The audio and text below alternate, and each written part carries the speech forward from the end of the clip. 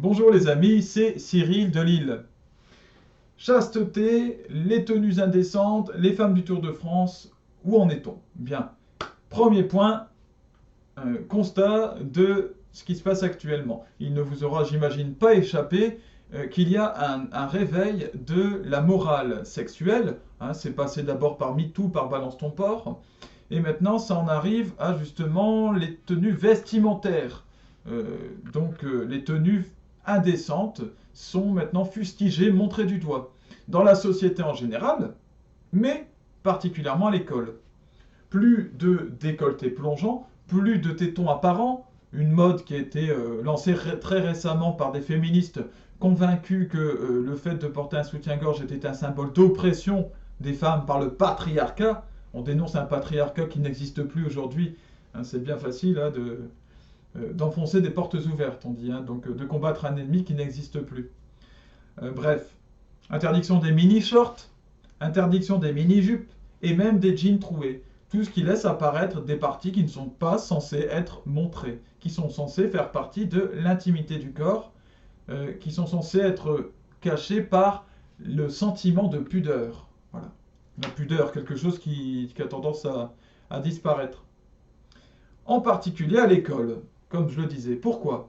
Techniquement, voilà, les tenues indécentes portées par des jeunes filles, desquelles nous allons pouvoir voir les seins, les fesses ou je ne sais quelle partie des formes qui sont mises en valeur, eh bien ces tenues induisent un jeu de séduction évidemment avec les garçons, qui sont donc divertis de leurs études, alors qu'ils sont censés rester concentrés, et qui cherchent plutôt à forniquer avec les filles.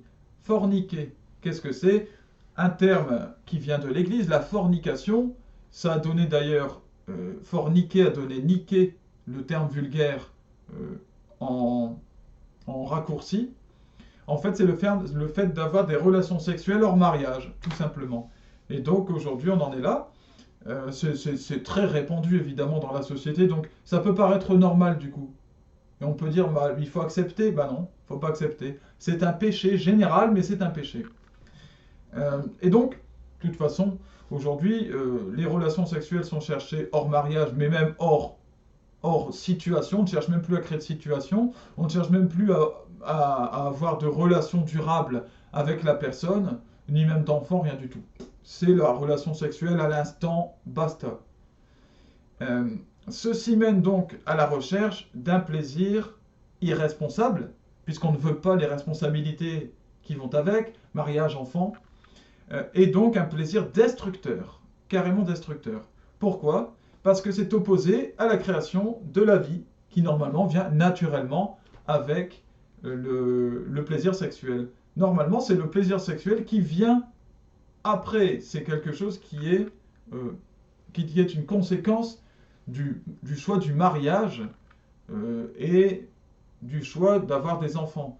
Aujourd'hui, eh bien, quand on veut aller contre ça, on est obligé d'utiliser des moyens de blocage ou de destruction.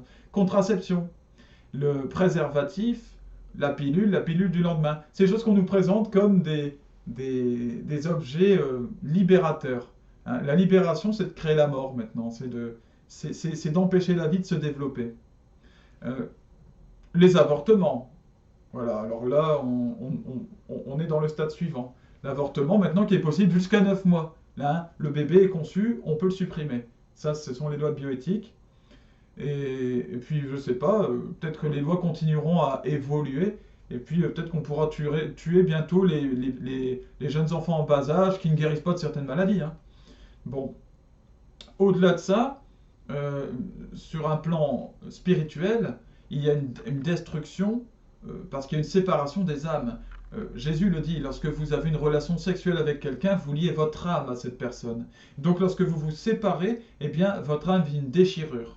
C'est un travail de boucher. Hein. En réalité, c'est terrible, ça crée des souffrances.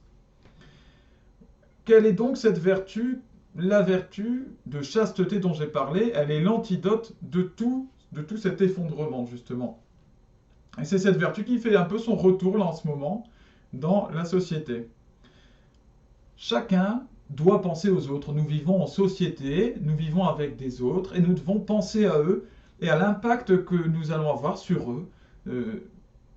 notre façon d'être, est-ce qu'elle peut avoir un mauvais ou un bon impact sur les autres? Nous devons réfléchir à tout cela et ne pas rester concentrés sur notre propre nombril, sur ce qui nous fait plaisir à nous uniquement. Seulement, évidemment, dans notre époque hautement individualiste, c'est un message qui a du mal à passer.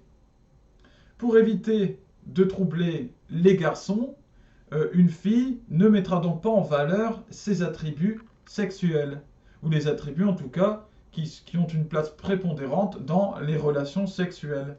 Elle les réservera en plus à son futur mari.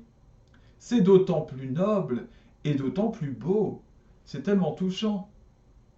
Pour ça que Roméo et Juliette est si touchant. Et lequel d'entre vous, avec un esprit sain, pourra me dire qu'il ne préfère pas avoir quelqu'un qui se réserve pour lui, un mari ou une femme qui ne montre pas son corps à tout le monde et ne laisse pas son corps touché par n'importe qui ou être vu par n'importe qui. Voilà, que ce soit dans la vie ou sur des vidéos. Qui ne préfère pas cela? La vertu de chasteté, tout le monde la préfère. Elle est naturelle en fait à l'homme. Et elle est bonne. Et ce n'est pas la peine, je parle surtout aux féministes, de criminaliser les garçons parce qu'ils ont une attirance sexuelle juste par la vue des attributs féminins. Parce que cette attirance, elle est naturelle, elle est normale et elle est même bonne. Puis pour que l'être humain perpétue son existence, pour qu'il se reproduise. Si Dieu a créé tout cela, le plaisir sexuel et l'attirance, c'est bien parce que cela sert son plan et cela sert la vie. Seulement, cette attirance, elle ne doit pas être utilisée pour piéger, elle ne doit pas être utilisée si ce n'est pas pour fonder quelque chose. Elle doit être simplement cadrée et non pas laissée librement à nos pulsions. Voilà. Elle ne doit pas être abandonnée à de libres pulsions, c'est simple. Alors voilà, j'entends déjà les réponses. C'est un scandale. Qu'est-ce que il rétrograde celui-là? Oh là là, mais quel ringard. Mais comment on peut aujourd'hui, en 2020, parler encore comme ça? Vraiment, l'Église catholique, mais qu'est-ce qu'elle est coincée? Forcément, forcément. Ça, c'est une réaction presque normale et je ne peux pas vous en vouloir. Parce que dans notre époque, il y a les fameuses femmes potiches en bikini au Tour de France, ou d'ailleurs dans toutes les compétitions, les remises de prix de compétitions sportives.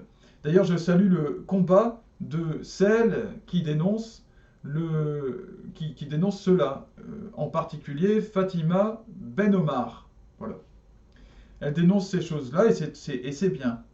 Aujourd'hui, nous sommes donc dans cette époque-là, dans l'époque des femmes nues, sur les panneaux publicitaires ou à la télévision. Nous sommes dans l'époque des go-go danseuses. Il y a le Crazy Horse, le Moulin Rouge qui sont devenus des espèces d'institutions françaises. Non, non, non. C'est impur, c'est sale ce qui se passe là-dedans. Faut arrêter de se mentir. Et les go-go dancers, les Chippendales, les dieux du stade, voilà, c'est devenu, au fur et à mesure, ça touche de plus en plus de personnes autour de nous. Et puis, les dieux du stade, vous savez, c'est ce fameux calendrier créé par des... Au départ, c'était des rugbymen. Donc, ils se mettent tout nus. On voit même parfois une partie de leur sexe. Bon, ça va. Là, quand on en est là, je pense que au niveau de la chasteté, on est zéro, quoi. Et donc, ça s'est en plus étendu. Il y a des pompiers qui se sont mis à faire la même chose. Tous les gens qui avaient un peu de muscle, et ça y est, c'est parti. Bref. Forcément, dans cette époque qui en fait tend vers la pornographie, c'est ça en fait.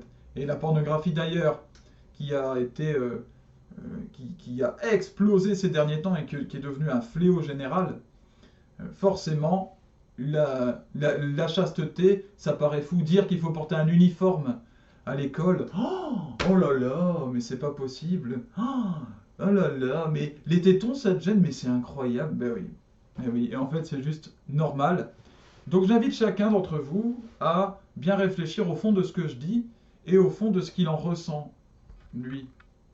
Que notre cœur d'enfant se réveille. Laissez parler vos cœurs d'enfant. Quand vous étiez enfant, est-ce que vous trouvez ça correct de voir des femmes seins nus sur la plage, de voir des femmes habillées de manière très courte, avec des seins presque apparents, avec des décolletés très plongeants? Est-ce que vous trouviez ça bien? Voilà, des hommes dont on voyait les fesses dans des soirées. À vous de réfléchir. que le Seigneur Jésus-Christ vous guide par sa lumière, qu'il vous montre ce qui est vrai et ce qui ne l'est pas, et qu'il vous permet de faire, si nécessaire, de l'ordre dans vos vies sur le point de la chasteté. À bientôt les amis.